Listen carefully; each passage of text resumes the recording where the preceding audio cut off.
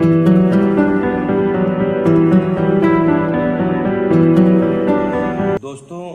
आज मैं आपके सामने स्टार्ट करने वाला जी-पैड की पहली क्लास, जिसमें फार्माकोलॉजी सब्जेक्ट लेके मैं चलूँगा। देखिए, फार्माकोलॉजी का इंट्रोडक्टरी पार्ट में स्टार्ट करूँगा। Introduction of pharmacology. देखिए, जी-पैड का सबसे इम्पॉर्टेंट सब्जेक्ट है फार्माकोलॉजी, और आपके डिग्री कोर्स से भी फार्माकोलॉजी बहुत अच्छा सब्जेक्ट माना जाता है, इंटरेस्टिंग सब्जेक्ट माना जाता है।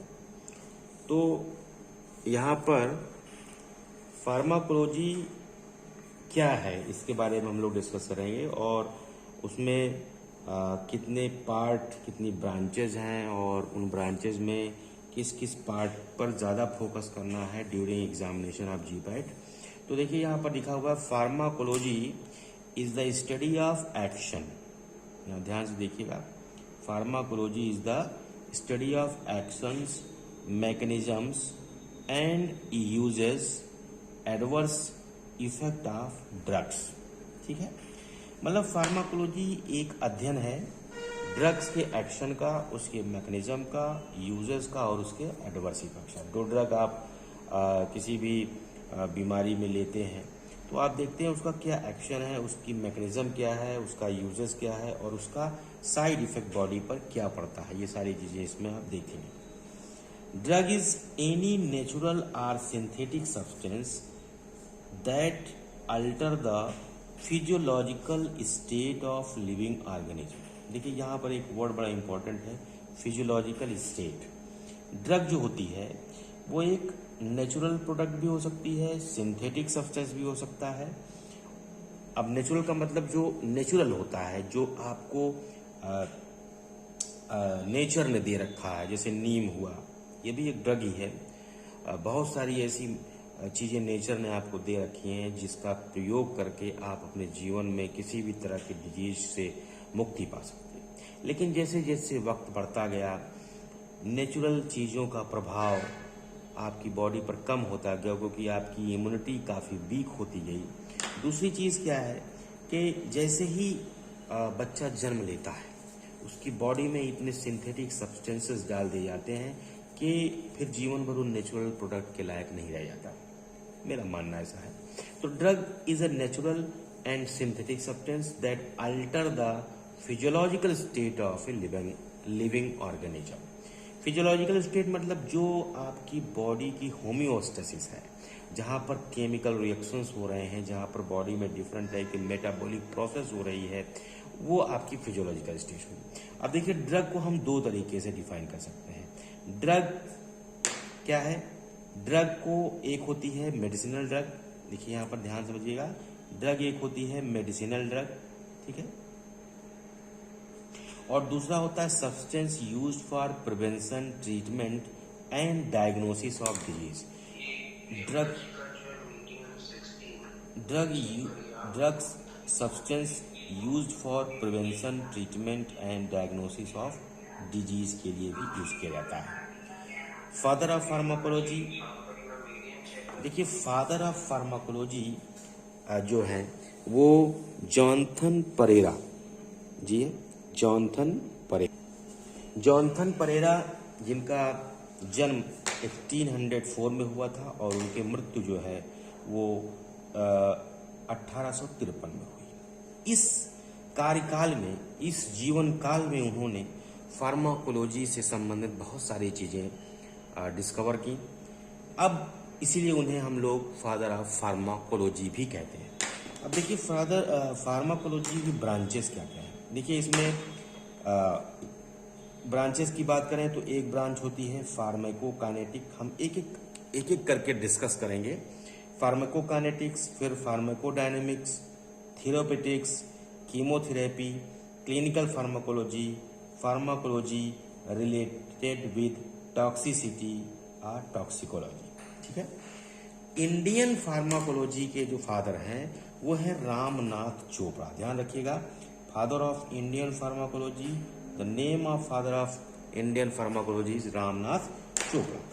उसके बाद करते हैं फार्माकोलॉजी किसे कहते हैं। देखिए, फार्माकोलॉजी में जो दो वर्ड है जिससे बना है, एक का मतलब होता है फार्माकॉन, फार्माकॉन का मतलब होता है ड्रग, ठीक है। लोगोस का मतलब होता है डिस्कोर्स इन या स्टडी। तो it deals with interaction of exogenously administered chemical molecule means drug with living system. जब कोई एक्सोजीनसली एडमिनिस्टर्ड, एक्सोजीनस का मतलब होता है बाहर से कोई भी आप केमिकल सब्सटेंस जब लेते हैं तो उसे कहते हैं एक्सोजीनस केमिकल्स, यानी बाहर से लिया गया केमिकल्स जो आपकी बॉडी के अंदर जाता है, ये केमिकल है, उसे ड्रग का नाम दिया गया है और आपके लिविंग सिस्टम से इंटरैक्ट करता है, तो हम उसकी स्टडी को ही फार्माकोलॉजी कहते हैं, ठीक है। तो फार्माकोलॉजी की स्टडी को हम आगे डिस्कस करेंगे और आगे हम देखेंगे कि एक्चुअल में फार्माकोलॉजी में क्या क्या चीज़ें पढ़ी जाती। देखिए जी पैट के अकॉर्डिंग अगर देखा जाए तो हमें फार्माकोलॉजी बहुत ही इम्पोर्टेंट सब्जेक्ट लगता है और ये बहुत ही इंटरेस्टिंग भी है। जब आपको फार्माकोलॉजी में इंटरेस्ट डेवलप हो जाएगा तो अन्य सब्जेक्ट में भी आपको काफ़ी अच्छा महसूस होगा और आप चीज़ों को ग्रैस्प कर सकेंगे, ठीक है। तो फार्माकोलॉजी को आगे लेके बढ़ते हैं। देखिए अगर हम हिस्ट्री की बात करें तो thousands of year most of the drug were crude natural products, मतलब कि आज से हजारों साल पहले जो हमारी ड्रग्स होती थी वो एक्चुअल में क्रूड नेचुरल प्रोडक्ट्स हुआ करती थी जिसका कोई कंपोजिशन हमें नोन नहीं होता था, means unknown composition and limited efficacy. Limited efficacy का मतलब ये हुआ कि उनकी इफिकेसी जो है वो लिमिटेड हुआ करती थी।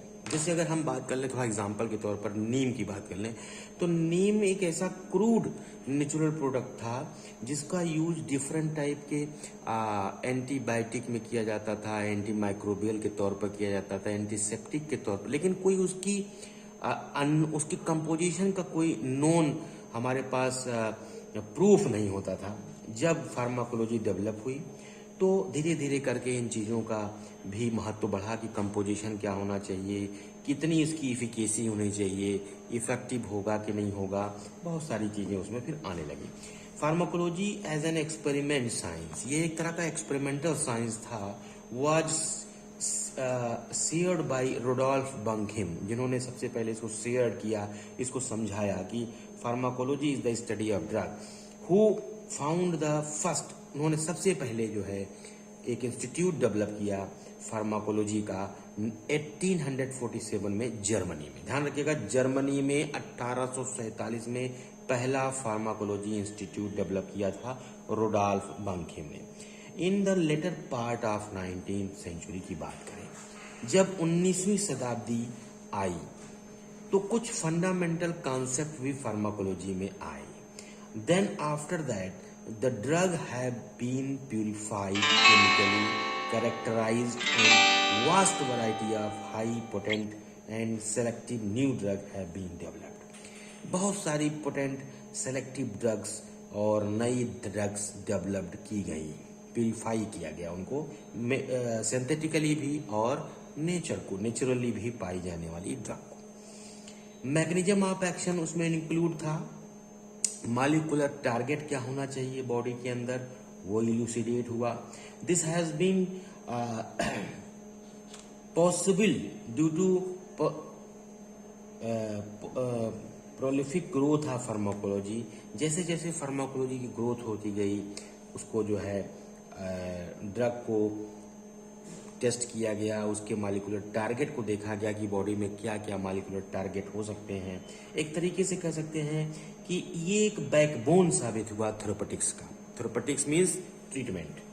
अब फार्माकोलॉजी की दो ब्रांचेस सामने आई, एक को फार्माकोडायनेमिक कहा गया, दूसरों को फार्माकोकाइनेटिक कहा गया। अब अगर बात करें फार्माकोलॉजी की दो ब्रांच की तो फार्माकोडायनेमिक और फार्माकोकाइनेटिक। अब देखिए यहाँ फार्माकोडायनेमिक का मतलब होता है कि ड्रग जब बाइंड करती है, drug plus bind with receptor in the target cell. हमारी बॉडी एक्चुअली बहुत सारे मिलियंस एंड ट्रिलियन सेल से बनी हुई है और बॉडी के अंदर अगर कोई भी प्रॉब्लम क्रिएट होती है तो हम निश्चित तौर पर ड्रग का इस्तेमाल करते हैं एज ए मेडिसिन। तो ड्रग को क्या होता है, ड्रग इज द आप कह सकते हो कि एक्टिव कॉन्स्टिट्यूएंट ऑफ मेडिसिन। ये हम बाद में डिस्कस करेंगे कि मेडिसिन और ड्रग में क्या डिफरेंस है। मगर ड्रग जो है वो एक्टिव कॉन्स्टिट्यूएंट है जो एक्चुअल में रिसेप्टर से बाइंड करेगा टारगेट सेल के और प्रोड्यूस करेगा बायोलॉजिकल इफेक्ट। क्या प्रोड्यूस करेगा? एक biological effect. Target cell are in cell of host body. Host body का मतलब हुआ कि जो ह्यूमन बॉडी है या एनिमल बॉडी है जो जिसकी सेल पर वो टारगेट किया जा रहा है उसे होस्ट कहा जाता है। फॉर एग्जाम्पल अगर हम बीटा-1 ब्लॉकर की बात है, देखिए रिसेप्टर के बारे में हम बाद में चर्चा करेंगे। एक जनरल जो नॉलेज है फार्माकोलॉजी की, जब तक वो एस्टेब्लिश नहीं हो जाती है आपके माइंड में तब तक चीजें स्पष्ट नहीं होती हैं। बीटा-1 ब्लॉकर, बीटा-1 एक तरीके का रिसेप्टर है जो आपकी सेल्स में पाया गया है। वो मायोकार्डियल सेल, हार्ट की मसल सेल को मायोकार्डियल सेल कहते हैं। तो बहुत सारी बीटा-1 ब्लॉकर ड्रग्स जो है वो जाकर उस पर बाइंड करती हैं और अपना फार्माकोलॉजिकल एक्शन शो करती हैं।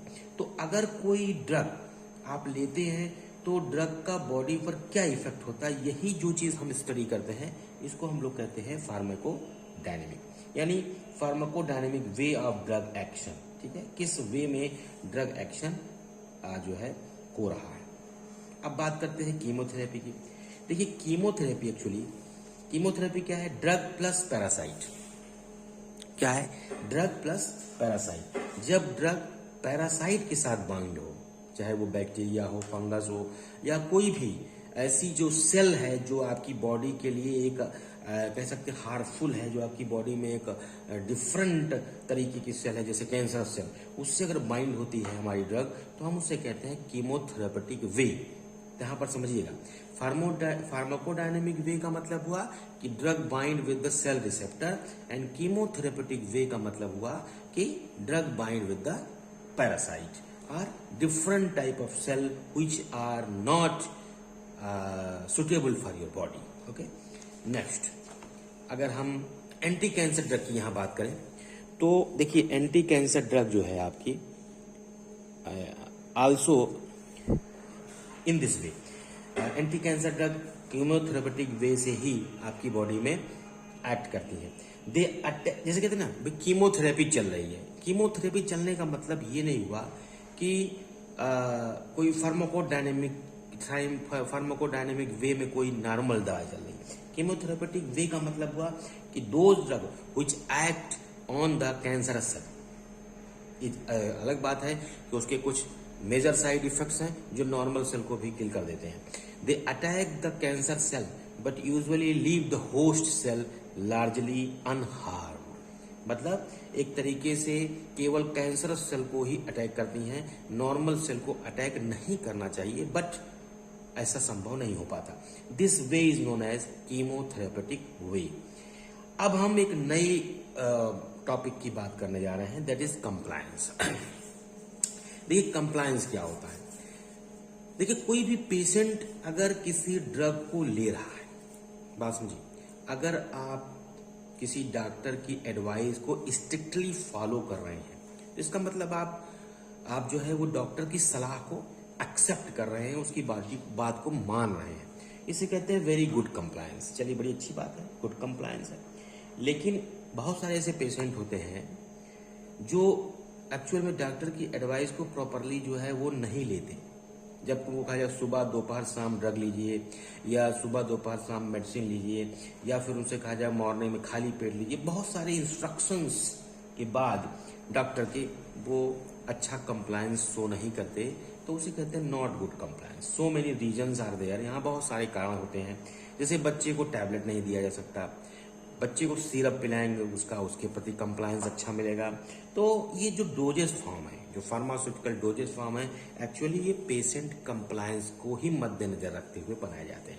सिरप क्यों बनाया गया, इंजेक्शन क्यों बनाया गया, टैबलेट। अब जैसे मान लीजिए फॉर एग्जाम्पल, थोड़ी देर के लिए अगर आप मान लीजिए कि इंसुलिन, अगर किसी पेशेंट में इंसुलिन की डिफिशियंसी है, इट मीन्स वो डायबिटिक है, इंसुलिन डिपेंडेंट डायबिटिक है, तो उसे रेगुलरली इंसुलिन के इंजेक्शन लेने पड़ेंगे, क्योंकि इंसुलिन ओरल रूट से नहीं लिया जा सकता, क्योंकि ओरली लेने पर बिकॉज ऑफ दैट कि इंसुलिन एक प्रोटीन है वो डाइजेस्ट हो जाएगी और उसका कोई इफेक्ट बॉडी पर नहीं आएगा।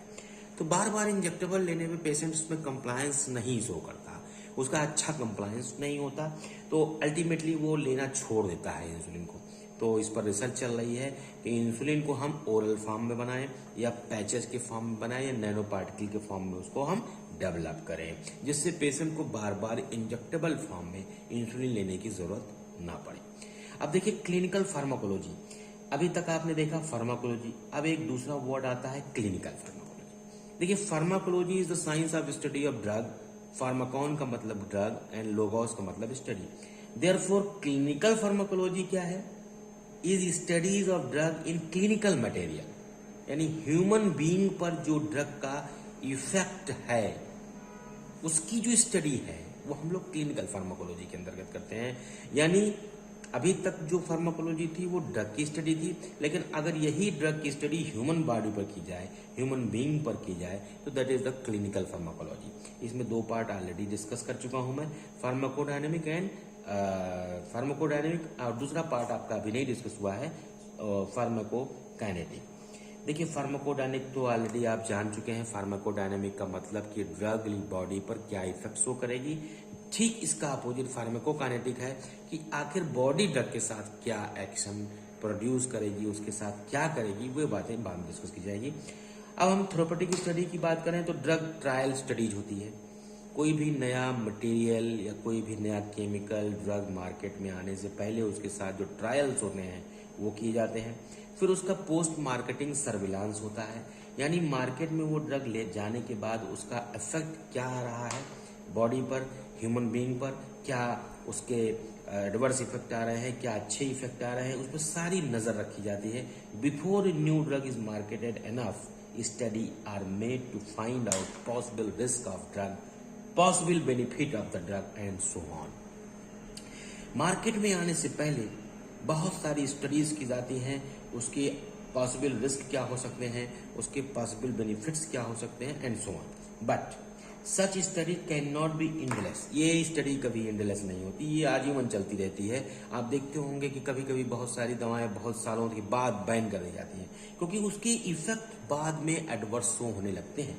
जैसे आपने देखा डाइक्लोफेनाक सोडियम, वो एक इन्वायरमेंटल हजार्ड्स पैदा कर रहा था, जो आपने देखा वल्चर्स आजकल हमारे इन्वायरमेंट में कम मिलते हैं, गिद्धों की संख्या कम हो रही है, क्योंकि जो वो डाइक्लोफेनाक सोडियम का कंसंट्रेशन बॉडी में जब बढ़ता है तो खासकर वेटनरी रीजन में, जहाँ पर हम एनिमल्स को डाइक्लोफेनाक सोडियम देते थे तो वल्चर्स उसको खाते थे, उनके ब्लड में उसका कंसंट्रेशन बढ़ा और वो बहुत सारे साइड इफेक्ट प्रोड्यूस किया।